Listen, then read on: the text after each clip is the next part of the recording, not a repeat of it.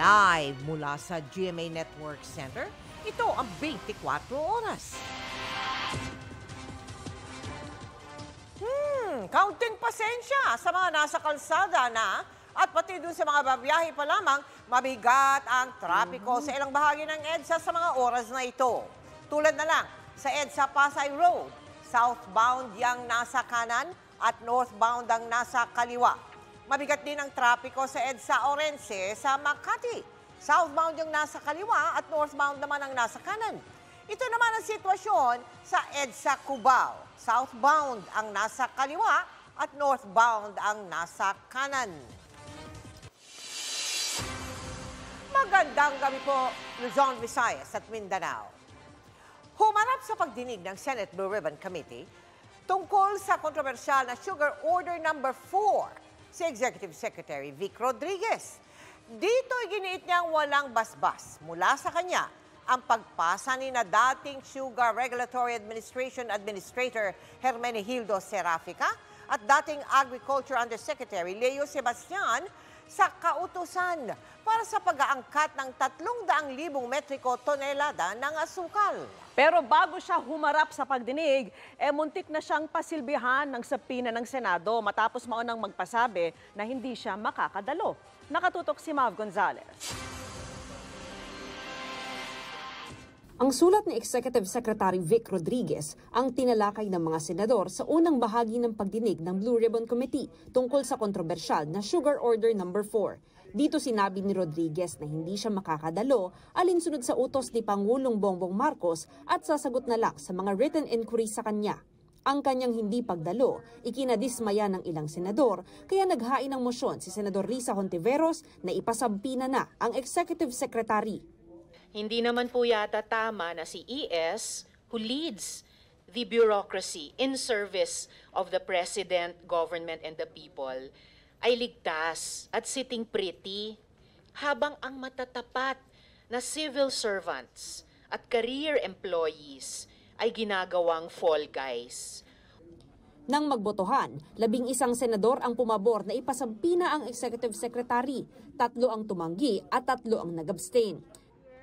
Pero bago pa maihain sa kanya ang sampina, dumating din sa Senado ang Executive Secretary. I would like to sincerely apologize if there is, we have to resort to the issuance of a subpoena to compel my presence today. I have no intention whatsoever to disrespect the honorable members of the Senate and the Senate as an institution. And that is why immediately when I learned that a subpoena was issued, I don't want to, but I have to inform His Excellency, even if he is on a state visit, and immediately he asked me to forthwith see the Senate President and immediately be present in today's Blue Ribbon Committee hearing.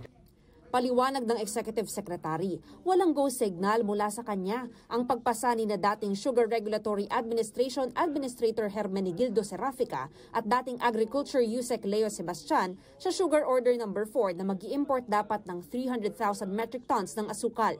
Dati nang sinabi ni Sebastian na pinirmahan niya ang Sugar Order No. 4 para sa Pangulo base sa kapangyarihang ibinigay sa kanya ng isang memo na inisyu mismo ng Executive Secretary. Wala po, Your Honor, na pagkakasunduan o naaprobahang import plan, kaya wala pa hong basihan din yung pagpasa nila ng SO4. Dahil hindi pa ho nila mabigay yung essentially process of liquidating yung 200,000 metric tons na produkto po ng SO3. Nandoon pa lamang ho kami, kaya nga ho nagulat kami pareho ng ating Pangulo. Aminado ang Executive Secretary na nag-follow up sa text si Yusek Sebastian pero hindi niya na ito nireplyan. Kaya ko lang po talaga hindi na sinasagot yon, Your Honor, dahil wala pa pong pinal na desisyon o aksyon ang Pangulo. Sayang. Reputations are damaged. Even it's not even it taints the start of the Marcos administration na merong parang fiasco na ganito. Just a little improvement in the communication. Sayang lang. I mean, nasasayangan na ako dahil Ang sagot mo kasi, I purposely did not answer. You could have answered that we are not yet ready to give you approval or wait for a while. Sabi pa ng Executive Secretary, simula pa lang daw, isinusulong na ng SRA Board ang pag-import ng 300,000 metric tons ng asukal. Numerong ayon sa SRA ay rekomendasyon mismo ng stakeholders. Pero sabi kanina ni dating SRA Administrator Serafica, may napag-usapan pa umanong 600,000 metric tons ng asukal sa meeting nila ng Pangulo, Executive Secretary at SRA. The President mentioned about a volume of 600,000 metric tons. 600,000 And I said, metric tons ang binanggit Yes ni po. Presidente na volume. Okay. And I said, Mr. President, that may be too much because starting August 1, First Farmers has already accepted canes delivery from farmers. And anytime this week, they will start milling. Yes, this was discussed in our Zoom meeting together with the President. And he mentioned the 600,000. Ayaw na nga ng Presidente ng 300,000 metric tons, 600,000 pa. I don't believe the President had said that. Impossible. The President will not come up with a figure at the top of his mind. You better clarify, Mr. Serafica, you are very close to being cited for contempt. Wala hong debate na dapat tayo ay mag-angkat. Wala pong debate na dapat tayo mag-import. Nahinto na lamang po kami kung magkakano talaga yung amount na dapat nating iangkat. At wala pong katotohanan na nanggaling kay Pangulong Marcos yung 600,000 metric tons. Pero para sa United Sugar Producers Federation, walang shortage ng asukal. Artificial, yes. But there is no actual shortage. Artificial shortage resulted into price escalation. That is correct po. So, Mr. Serafica is lying. Yes po. Pinakalat nila po, especially Mr. Serafica, to the other federations, that there is a shortage. Tatlong phrases yun eh. Kakapos na, kakulang na, wala na. Wala nang asukal. Tapos na. By August, sabi niya, there will be no more sugar. So there is a national emergency. I agreed to the 300,000 metric ton kasi sabi niya, orders ni Presidente to appease the very high rising prices of retail. Sinasabi po niya kanina 600,000 na. Narinig niyo ba yung Ay, figures never na? po. Bago lang yan. Bagong imagination niya naman yan. So ngayon lang yung 600,000. Yes po. Okay. We never heard that. Kinukuha pa namin ang pahayag ni Serafica at Sebastian, pero dati na nilang ipinaliwanag na base sa datos at average monthly demand ng asukal ang desisyon nilang importasyon. Sa Huwebes, inaasahang ilalabas ng Blue Ribbon ang committee report sa Sugar Order No. 4. Definitely. Charges will be filed. Mav Gonzalez, Nakatutok, 24 Oras. Nasa Singapore na ngayon si Pangulong Bongbong Marcos para sa kanyang state visit. Kasunod niya na itinuturing ng Pangulo na matagumpay na state visit sa Indonesia, kung saan sinabi ng Pangulo na kasama na tayo sa listahan ng mga maaaring suplayan ng coal ng Indonesia. Nakatutok si Ivan Mayrina. Pagkatapos ng state visit ni Pangulong Bongbong Marcos, ilan daw sa mga napagkasunduan sa Indonesia, agaran daw mararamdaman. Sa 20 na dinaluhan ng Pangulo kasama ang mga negosyanteng Indonesian, may ilang nagpahayag daw ng interes na mamuhunan sa bansa, partikular sa manufacturing, enerhiya, agrikultura at pangingisda. Especially sa manufacturing, sa transport, palagay ko kaagad yan, meron na tayong magagawa. Pati yung tulong nila sa energy, that is going to be immediate. Yung sa pag-import natin sa kanila, pagbili natin sa kanila ng agricultural commodities, pati nagpatulong ako sa fisheries kasi obsessed ako dito sa Pilipinas, nag-import ng galunggong eh. Hindi ko talaga matanggap yan eh. So I asked for help because matibay ang fisheries nila. So sabi ko, we can exchange delegations. Sa usapin ng enerhiya, ang magandang balita ng Pangulo. Much of our coal comes from Indonesia. And there was a time a few weeks back where they stopped export of coal. Nakiusap tayo sa kanila at sinama naman tayo doon sa listahan na bibigyan nila. Tulad ng sitwasyon natin sa China, may overlap ang exclusive economic zones ng Pilipinas at Indonesia. Pero napag-usapan at napagkasunduan ng mga baselines at ngayon walang sigalot sa pagitan ng dalawang bansa. Sa ating patuloy na pagharap sa parehong usapin sa China, pwede daw subukang gamitin ang parehong paraan para tuluyang maresolbang sigalot sa West Philippine Sea. Mula sa Jakarta, Indonesia, Ivan Mayrina, nakatutok, 24 oras. Panibago na namang all-time low ang naitalang palitan ng piso kontra dolyar. Ang patuloy na pagbaba ng halaga ng piso posible raw makaapekto sa presyuhan ng mga inaangkat tulad ng bigas, asukal, trigo, gasolina, pati ang singil sa kuryente. Nakatutok si Sandra Aguinaldo. Sa kauna-unahang pagkakataon, nagsara ang palitan ng piso kontra dolyar sa 57 pesos. Panibagong all-time low na naman ito ng palitan. Simula nitong Enero, 6 na piso na ang ibinaba ng halaga ng piso kada dolyar. Paliwanag ng ekonomistang si Professor Emmanuel Leco, epekto pa rin ito ng pagtaas ng interest rates ng Amerika na nakaimpluwensya sa iba't ibang pananalapi kasama na ang Philippine peso. Okay raw sana ito para sa mga overseas Filipino workers dahil mas malaki ang palit ng perang pinapadala nila sa Pilipinas. Pero dahil ang Pilipinas ay nag-i-import ng bigas, asukal, trigo, gasolina, construction materials at iba pa, maaapektuhan rin ang presyo ng mga ito. Short term lang yan kasi como yung kanilang pinapadalhan na mga pamilya, no, ng ating mga kapatid na mga OFW, tataas naman ang presyo ng mga bilihin dito sa Pilipinas dahil nag-aangkat tayo gamit ay dolyar. May epekto rin daw ito kung may utang sa ibang bansa, halimbawa ang malalaking korporasyon. Pagka tumaas ang interest rate, ang mga inuutang ng mga korporasyon ay tataas din ang mga interest rate na kanilang babayaran. So kung ang kanilang cost of money, no, ang kanilang cost of operations ay tumataas, ipapasa din niyaan ng mga korporasyon doon sa kanilang mga mamimili. Otherwise, talagang malulugi sila o kaya mababawasan ang kanilang mga kinikita. Ang epekto din nito sa presyo ng mga bilihin o ng mga serbisyo na kinukuha ng ating mga mamamayan. Ayon naman kay Meralco spokesperson Josel Darriaga, may epekto sa presyo ng kuryente ang peso-dollar exchange rate. Dolyar kasi ang gamit sa pagbili ng ginagamit na fuel ng mga power plant tulad ng crudo at coal. Kaya pihado raw apektado nito ang generation charge. Ang independent power producers daw, 90% ng cost ay sa foreign currency. Kung mahina ang piso, meron din naman daw positibong epekto ito. Ayon sa balikbayan mula sa Amerika na si Dina Villaluz, mas maraming nabibili sa Pilipinas ang dollars niya. Wala rin daw problema kung tumaas ang presyo ng imported products dahil nariyan naman ang mga produktong gawang Pinoy. Everything we spend on is locally produced. Pabor sa amin dahil dollar earner kami. It goes a longer way here. Pero mahirap naman para sa kababayan natin dahil mahal lahat para sa kanila ang bilihin. Si Gabriel Dumanon, nagtatrabaho bilang sales representative sa Perth, Australia, nagbabalak namang magbakasyon sa Pilipinas at bumili ng property dito. Yan talaga ang plano.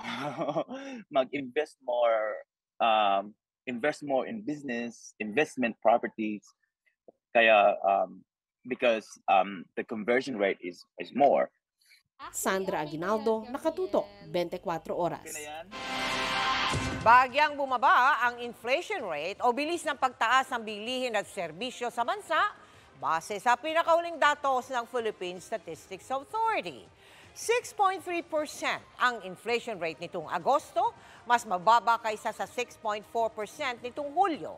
Paliwanag ni PSA Chief Claire Dennis Mapa. Dahil yan sa mabagal na paggalaw sa presyo ng transportasyon. Gayon din daw ang pagbagal sa paggalaw ng presyo ng pagkain at sa mga hindi nakalalasing na mga inumin.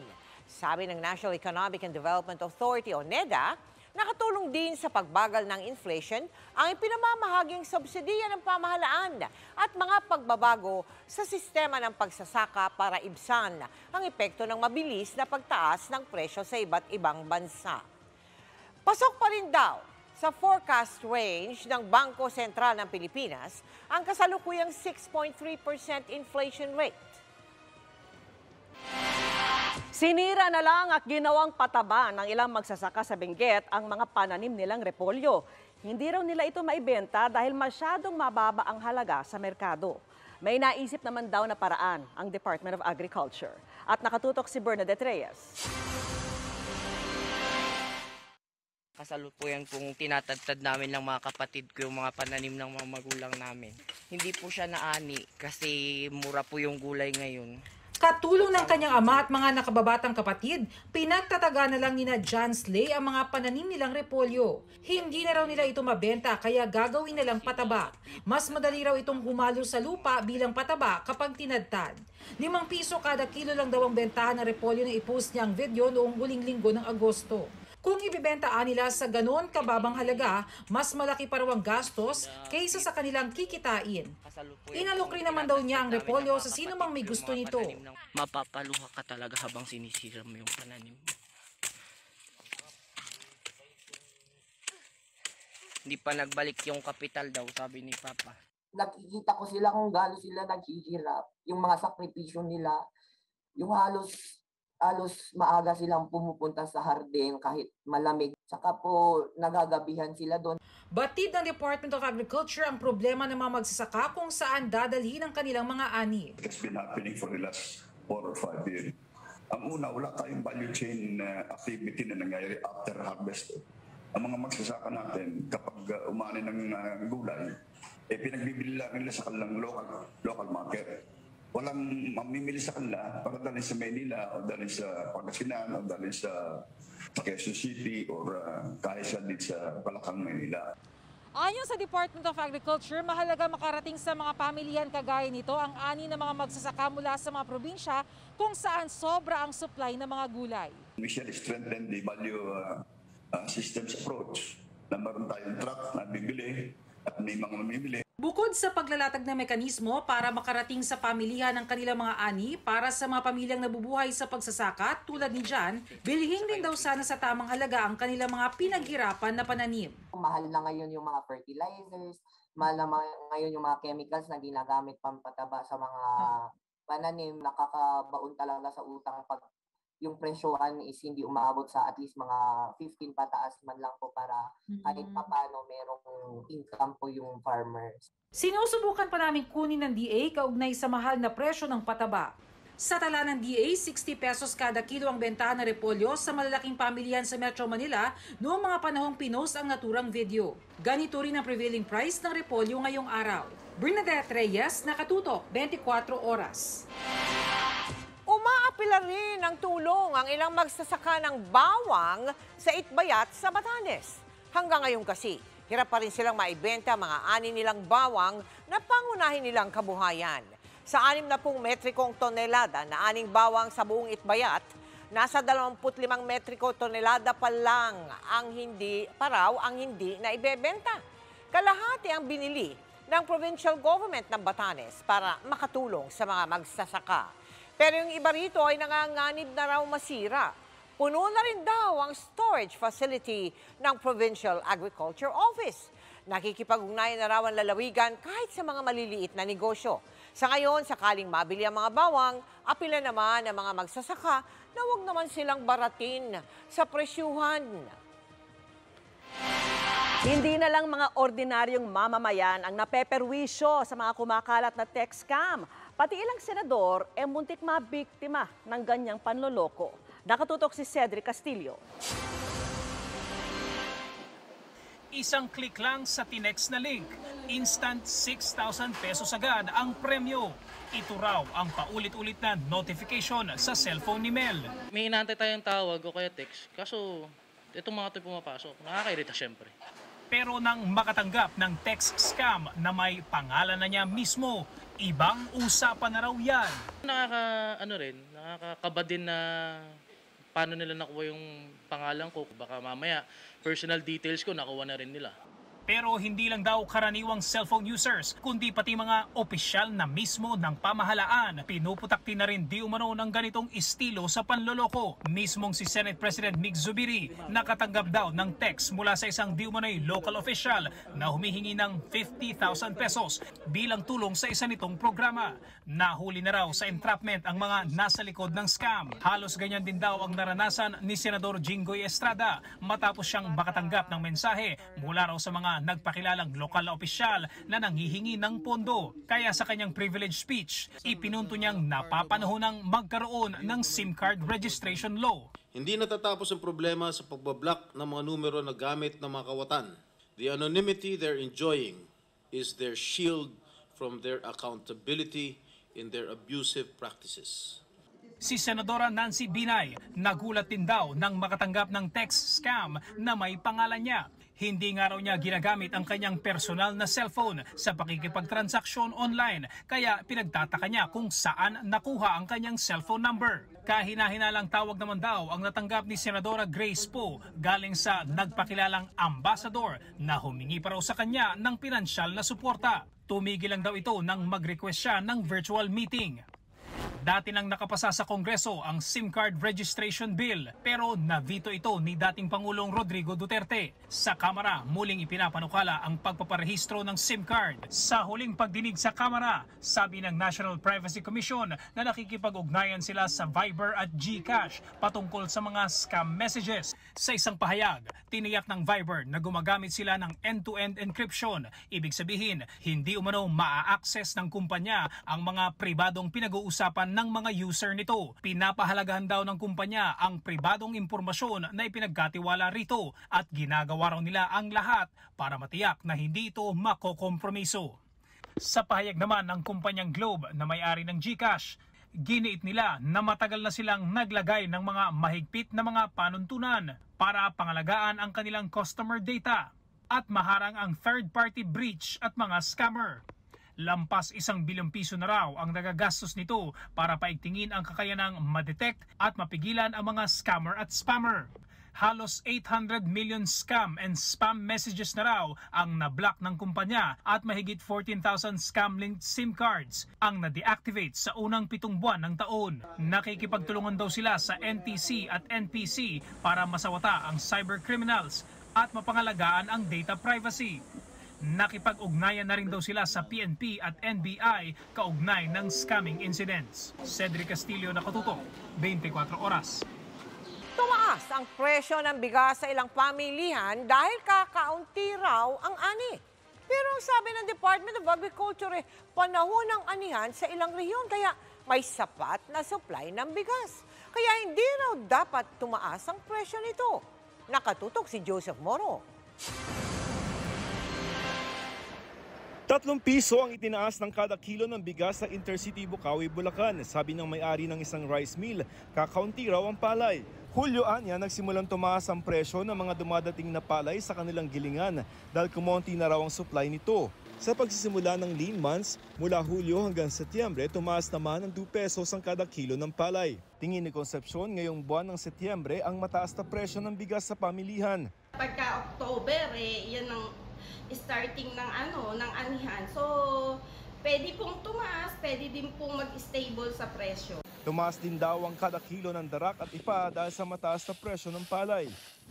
Sa Mega Q-Mart sa Quezon City, nagmahal na rin ng 50 pesos ang kuha sa kada kaban ng bigas ng tinderang si Christy. Sabi raw ng kanyang mga supplier, wala pang ani. Para makabawi, dapat daw ay dadagdagan niya ng piso ang bentahan ng kada kilo ng bigas pero hindi niya raw muna itataas ang presyo ng mga ito. Kaya pa naman. At saka nakakaano yung tao para mas mabili. Kasi pag magtataas ka, baka tumumal. Ang top silogan owner na si Joms naman nagdadalawang isip na magtaas ng kanyang paninda. Dati raw kasi 990 pesos kada kaban ang binibili nilang bigas pero 1,100 na ito. Nagbebenta po kasi kami ng plain rice pag 12 pesos. Siguro pag papatak na po siguro ng mga 14, 15. Ayon sa Department of Agriculture, may sapat na supply ng bigas at hindi raw apektado ng mga bagyo at ng mga pag-uulan ang mga lugar kung saan ito inaangkat. Hindi naman lahat Yun lang portions ng dinaanan ng bagyo napektahan. It is harvest time in Region 1, in some parts of Central Luzon, especially in Nueva Ecija, and probably harvest na rin ngayon sa Cagayan Valley. Hindi raw dapat nagtataas ng presyo ng bigas sa merkado. There is enough for Metro Manila consumption. And if they're increasing prices, then there is something wrong. We shall mobilize our people to monitor say, in areas within Metro Manila kung anong status. We shall monitor Central Luzon, Region 4A, their supply purposes. And also coming from Region 1 and Region 2. Joseph Morong, Nakatutok 24 Oras. Habang nasa Singapore para sa state visit, nakipagpulong si Pangulong Bongbong Marcos sa ilang opisyal ng isang philanthropic organization at humarap din sa Filipino community. Mula po sa Singapore, nakatutok live si Mariz Umali. Mariz! Vicky, matapos nga ang kanyang matagumpay na state visit sa bansang Indonesia, dito agad sa Singapore ang diretsyo ni Pangulong Bongbong Marcos para rin sa kanyang 2 araw na state visit sa imbitasyon mismo ni Singapore President Halima Yacob kung saan inaasahang lalo pang mapagtitibay ang relasyon ng dalawang bansa. 12:45 ngayong hapon lumapag sa Changi International Airport dito sa Singapore ang eroplanong lulan si Pangulong Marcos, First Lady Lisa Araneta Marcos at ang delegasyon ng Pilipinas na galing Indonesia. Nagkaroon muna ng pribadong tanghalian at sinundan ng courtesy call ng mga opisyal ng Temasek Foundation na isang Singapore-based non-profit philanthropic organization. Ngayong alas 6 ng gabi ay humarap ang Pangulo sa Filipino community rito sa Hobby Auditorium ng National University of Singapore. Halos 2,000 Pinoy ang dumalo sa pagtitipon. Super duper excited. Hindi ako naiiyak talaga kanina pa. Sana yung matulungan yung mga OFW. Minsan lang to sa buhay makita namin ng presidente. Humigit kumulang 200,000 Pinoy ang naninirahan at nagtatrabaho na rito sa Singapore at aktibong nag-aambag sa paglago na ekonomiya ng Pilipinas at Singapore. At sa pagbisita rito ni Pangulong Marcos ay inaasahan ding masusuklian ang kanilang malaking kontribusyon sa pamamagitan ng pagtugon ng Pangulo sa kanilang mga pangangailangan at hinaing. Yung kaligtasan namin. Number 1. Pag uuwi kami, isa pa yun yung mga sinasabi nila na mahirap aprobahan. Magpa-apply ka na, wala ka pang OEC. Pangalagaan din niya po yung mga kalagayan ng mga domestic dito. Yung mataas yung sahod nila, tapos yung sa mga labas nila sa off day nila, ganun, at saka yung mga itrato ng mga amo ng maganda. Vicky, katatapos-tapos lamang ng malapiestang pakikipagpulong ni Pangulong Bongbong Marcos sa Filipino community dito sa Hobby Auditorium dito sa National University of Singapore na napuno ng tawanan, kantahan at sayawan, pati na rin ng biruan. At narito ang bahagi ng kaniyang talumpati.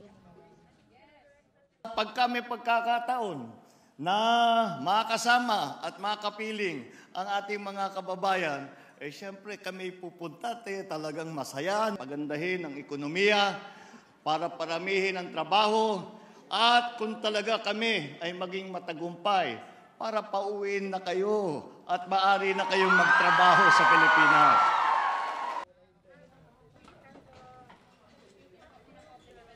Vicky, bukas din magaganap ang bilateral meetings ni Pangulong Bongbong Marcos kay Singapore President Halima Yacob at susundan naman ito ng kanyang bilateral meeting kay Prime Minister ng Singapore Lee Hsien Loong.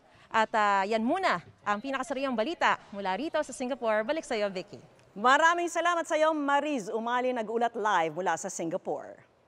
Kinilala ni Vice President at Education Secretary Sara Duterte ang dedikasyon at sipag ng mga guro ngayong ipinagdiriwang ang National Teachers Month. Ani Duterte, noon pa man ay malaki na niya ang paghanga at respeto niya sa mga guro na nagsasakripisyo para mapunan ang kanilang responsibilidad.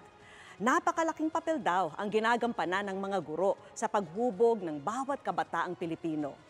At katuwang din ng gobyerno para mapaunlad ang bansa. Ang kagawaran ay magsusumikap sa pagtuon sa mga hinaing at mga pangangailangan ng ating mga guro. Pagmamahal, respeto at suporta, ang mga yan po ang dapat nating ibigay at ipakita sa ating mga Pilipinong guro. Ang dangal ng sambayanang Pilipino.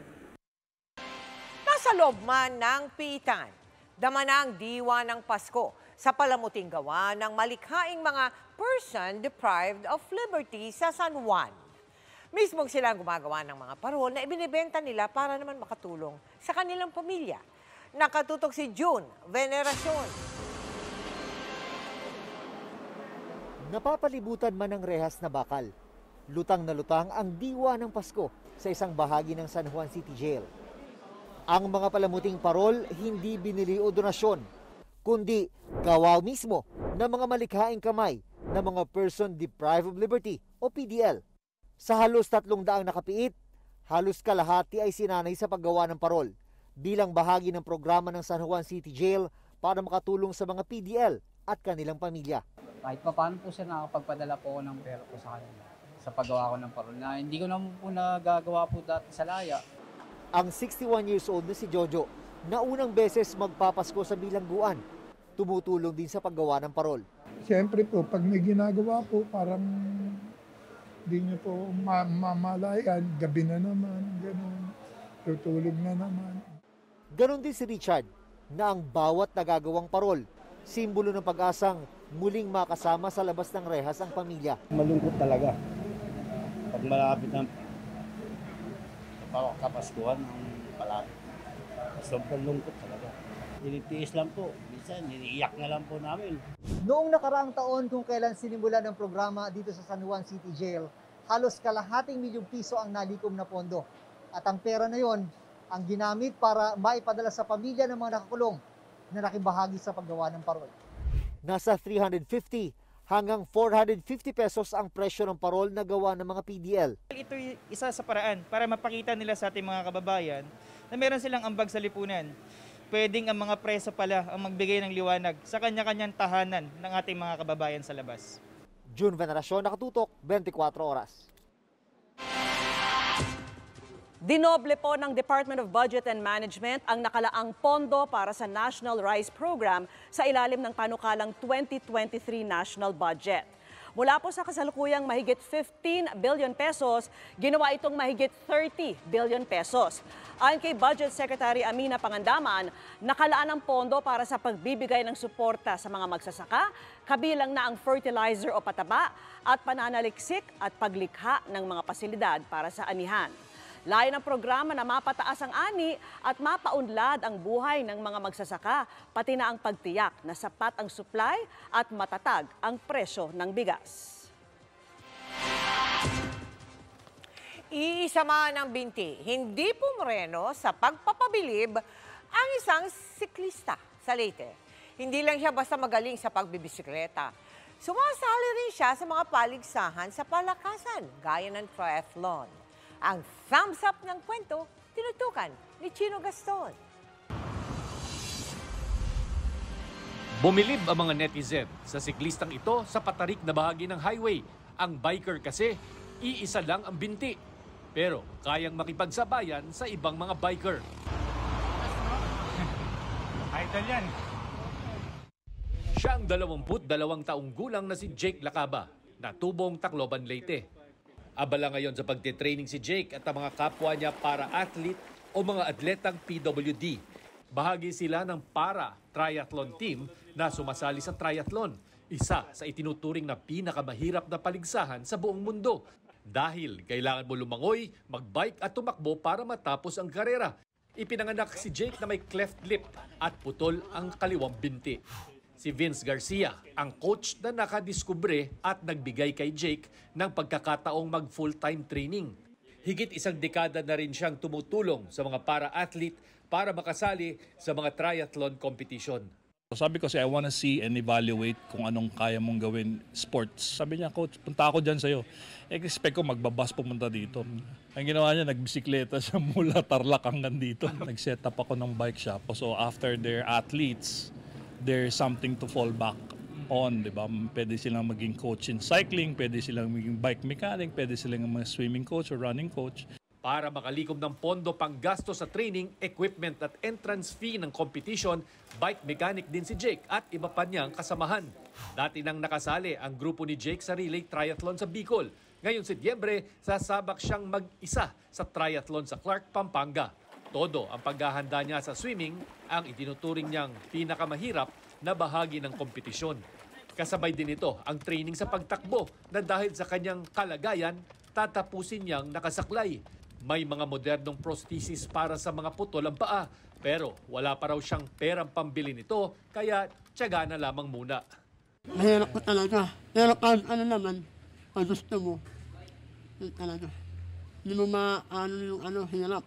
Hindi mo mararamdaman. Nagtawag lang susuko, tuloy-tuloy lang. Chino Gaston, Nakatutok, 24 oras. At yan ang mga balita ngayong Martes. Ako po si Mel Tiangco. Ako po si Vicky Morales, buong puso para sa Pilipino. Ito ang GMA. Walang kinikilingan, walang pinoprotektahan. Walang kasinungalingan, serbisyong totoo po lamang at dahil hindi natutulog ang balita. Nakatuto kami, 24 oras. For more chika updates, like and subscribe GMA's YouTube channel. I-click lang ang subscribe button na lalabas sa screen. At sa mga kapuso natin abroad, maaari nyo kaming masubaybayan sa GMA Pinoy TV at sa www.gmanews.tv.